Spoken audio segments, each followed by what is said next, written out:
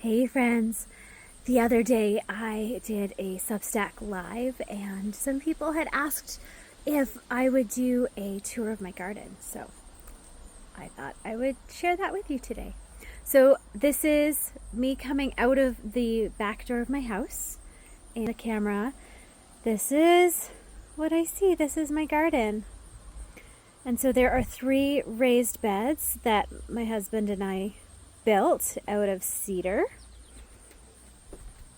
They are 10 feet by 4 feet, and we actually dug them into the ground so that they were relatively level. And so this first garden here, you can see the shade is just getting to them now, and it's almost 4 in the afternoon Eastern time. So this way is east, so the sun rises over here, and these are full sun until late afternoon at the current moment. And so this is woad. And the beautiful magic what this plant is for, it's actually, oh, look at that, it's a little bit shimmery on the leaf, it's a little sparkly. How beautiful is that? So woad is a beautiful magical blue plant. It's not blue, obviously it looks green, but this plant is related to indigo. And it's a blue, it makes a softer blue, and it's very commonly grown in the south of France. So I have woad, and this is very full and ready to harvest, or at least start harvest of. Ooh, look, this little wasp is taking a drink from the puddle right there. Look at that. Hello, little bee.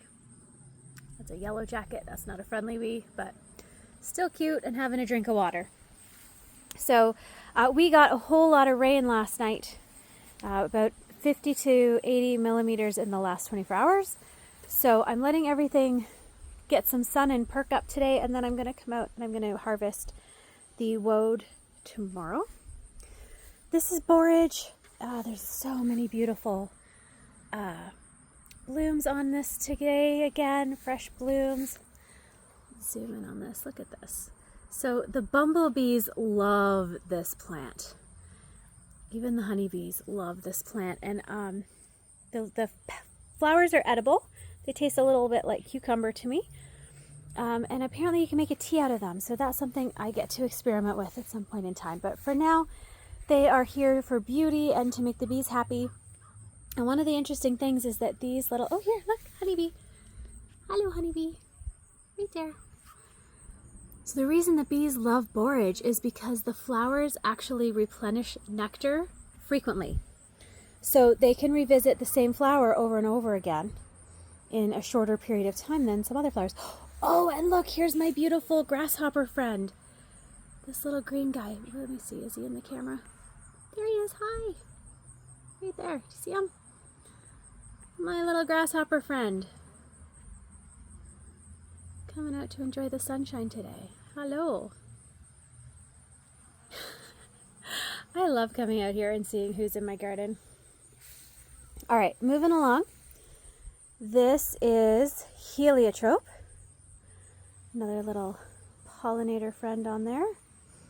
So heliotrope is this amazing magical flower. And I'm just gonna, so I was introduced to this by my friend Trish, and it has this incredible smell, like nothing I've ever smelled before, and I can smell it already. Oh my gosh, I wish I could share the smell with you on the camera. So there's enough blooms open now that you can smell it just when you come outside, but it's sweet, but not overly sweet. It's a little vanilla-y, but not exactly. Like, I can't find the words to describe the incredibly beautiful smell of this heliotrope. I just, like, my newest obsession, and like the little, before the buds open up, are so beautiful and precious, but then the color of the purple is just so incredible. And again, the pollinators love this one. This here, this is bergamot, And this looks very different than what I thought these plants and flowers looked like. So I'm just kind of enjoying seeing what this turns into. Yeah, it's gotten very tall. There's like 3 of these plants in here, but this is the one that's currently thriving. And then on this end, these are arnica. Aren't they beautiful? So these I've planted mostly because of interest. I used to use arnica, like a homeopathic remedy for arnica for inflammation, as well as a cream. And so when I saw I could buy arnica seeds, I thought I would try them out. And then this here, this is called Sweetie Star Stevia, and so this has a sweet flavor. Can be used as a sweetener supplement, and it doesn't have, it's a Sweetie Star, so it doesn't have like the funny aftertaste that some other stevia has. And then here, this one, and that big one over there, it kind of looks like a big cabbage. This is actually comfrey. Ooh, little bugs. Hello. Look at how cute these little bells are. I had no idea. This is another plant that I just felt like I needed to include in my garden and didn't really know why. So I bought a pack of seeds, and a few grew, and so now they're out here. Coming over to the middle garden. So this one I just am in love with. What am I talking about? So I made this really fun trellis. Here's some more heliotrope. I've got heliotrope in all 4 corners of this one. Ooh, look at how beautiful the undersides of the heliotrope leaves are with like the purple veining. Look at that. Yeah. All right. So in here hiding is this tiny little, oh, it's actually quite a lot bigger than the last time I took a peek. This is a blue butterfly blue butterfly pea. And there's one under here too, right there. There we go. And so those I have for making tea, as well as they are good for making paint as well. In the center, these beautiful giant leaves. These are some hollyhocks. And so they usually grow flowers in their second year. They're biennials. So the first year is leaves and roots. Second year is flowers. And then kind of weaving in here between the hollyhocks and the heliotrope, this here, I didn't see you the other day or I would have clipped you. This is indigo. Look at that. That is an indigo plant. There's one in there. And then if I show you here, look at all this whole front, like this is a 10-foot wide garden. And not quite the whole 10 feet, but about 8 feet of it is indigo. And I've already clipped this down to about half. And I've been doing a fermentation process to pull indigo. And I'm really looking forward to the fall when I get to do another harvest. And so see this one? Right here, this little shriveled up leaf here, see how it's blue? Crazy, right? And so you can sometimes find on the leaves that they'll be bruised with a blue. And that's how you know it's ready to harvest. And then this gorgeous beast, wow. This is Hopi Red Amaranth. And again, I actually was out here a week ago and clipped most of these seed pods and flower heads, and this has just flourished and is so ready to be harvested again. Like, wow, look at this. Like, this is so big. And this has made a really beautiful reddish pinkish color. I also really love how let me see, I can't really get into that one. This is a good example right here. See how the stems or stalks of these are striped with like green and magenta? Like, how amazingly beautiful is that? It's not super common that you see the combination of complementary colors in the same plant like this. And I just think this is beautiful and fascinating.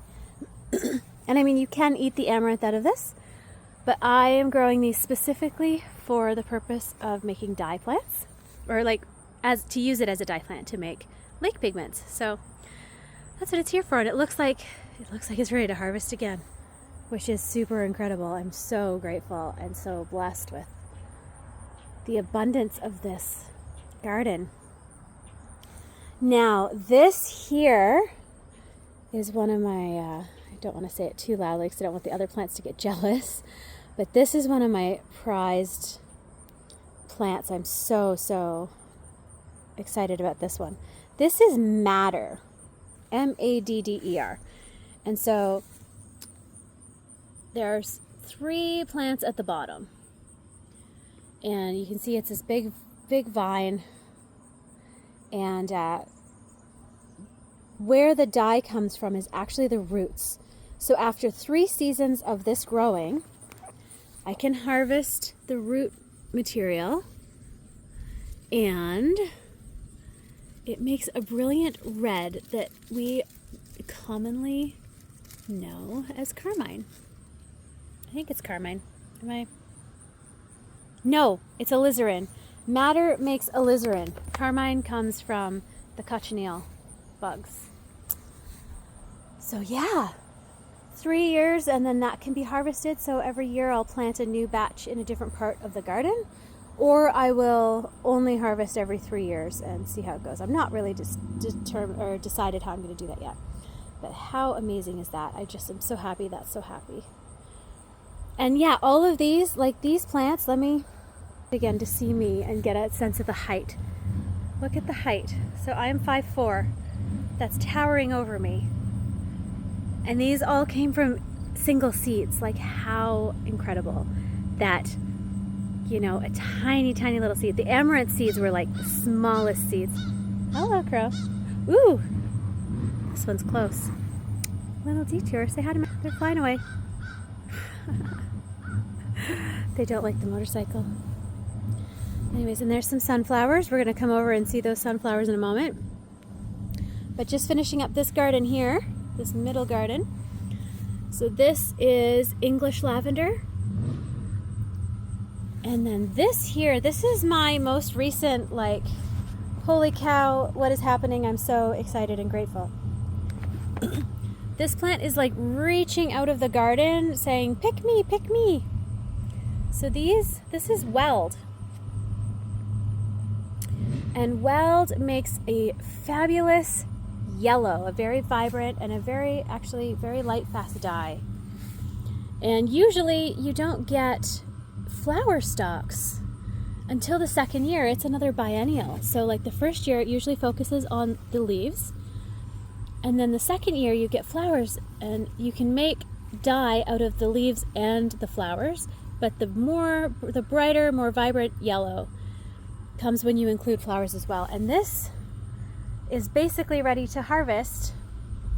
And so I think I'm going to do that tomorrow, actually. More of these hollyhocks, and hiding in the hollyhock here, which I feel like I do need to clip this so that it doesn't overwhelm. This is a little French lavender in here. I'm not really sure what the difference is between French and English lavender, so I got one of each to check them out. And I did buy those as small plants, as seedlings rather than as seeds. So we're back in this back corner here. And then over here, this garden here, these are my coreopsis. Now, the coreopsis, we got a really big rain yesterday, like within 24 hours, we got about 80 millimeters of rain. And so this is all like tipped over, a little unhappy, but it's perking up since I was out here first thing this morning, since the sun's been out. And all of these buds just opened. I was out here a couple days ago and I harvested a whole bunch of flowers. And so the fun thing about coreopsis is that when you clip the blooms, more blooms become available. It creates more potential when you clip them and keep them cut. And then these little guys these ones start to dry out and then they have seeds. So I've been saving some seed pods, and I've been drying some of the flowers, and I've also made some dye from the flowers too. So, I mean, just so beautiful, so abundant. In here, these are calendula, and I have radio calendula, which kind of looks, I mean, they kind of look like lions to me, like a lion's mane. They get a bit crazy. And then I have like just some basic calendula, more standard flower petals. My neighbor has a hot rod car that he's working on, or he has some friends over working on. This is another very special, precious plant to me. So this, you can see, is corn. And like it's got this big stalk that's taller than me now too. But this corn was gifted to me by my beautiful friend Trish. And it's a ceremonial, some seeds for ceremonial corn. And so I'm really, really grateful that it is successfully growing and happy here, so that I may have some seeds to gift to some beautiful friends as well. And then here you see, oh my gosh, look at all the sunflower blooms ready to open up here. Wow, wow, wow. So this is, oh look at this, they're so pretty. This is a Hopi sunflower. And it is a traditional sunflower used in ritual and ceremony and medicine. And if you look up here, you can see the seed starting. These sunflowers have beautiful purple or like black seed hulls, and those make a beautiful purple dye. So that is why I have grown these. These are also only annuals, so at the end of this season they will be done and I will replant next year, and I'm hoping to be able to make some beautiful purple dye out of those seeds. And then down here I have some echinacea that are just kind of taking their time. This is called wild indigo. I had one seed out of 10 that actually germinated, and it is just kind of hanging out and being quiet down here, probably growing some roots. And then this is safflower. And again, out of 10 seeds, I got 2 that germinated, but the one didn't make it over here. And I'm not sure what it's doing. It kind of looks a bit weird to me, but it's here, and I'm grateful that it's here, and I hope that next year we can have a little more success with it. Make it a little bit happier and more comfortable and more welcome. And then again, just like get a load of these coreopsis. Like, wow. Right? Wow. And so that is my Muse-Led herb and dye garden, just in my yard, in my space. And I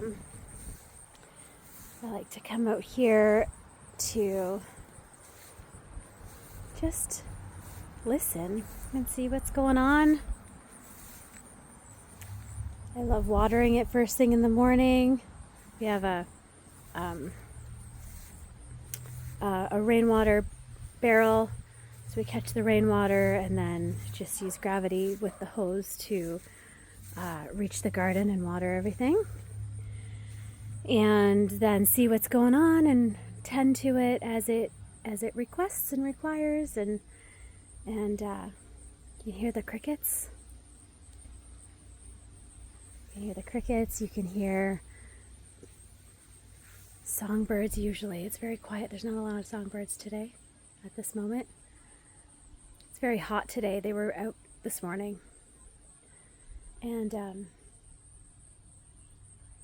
mean, you heard the crows. We have many crows that like to hang out in the yard, and just in town in general. So that is the garden tour.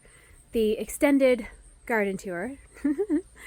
And yeah, so very abundant first harvest. We're just into the beginning of August, and August 1st is one of the cross-quarter days on the wheel of the year, and just recognizing and celebrating first harvest. And I became really aware of the gratitude and abundance of this first harvest. I mean, all of this came from seed. I had no idea if any of this was going to grow, and so much has and is, and not just grow, but it's thriving. And so I'm learning, and I'm trying to stay out of time scarcity or fear of missing out, while also being in action with the request of the cycle that we're in, because, you know, the plants have a window of when they're ideal to be harvested, and then they're going to continue to move on and do what plants do and what they need to do.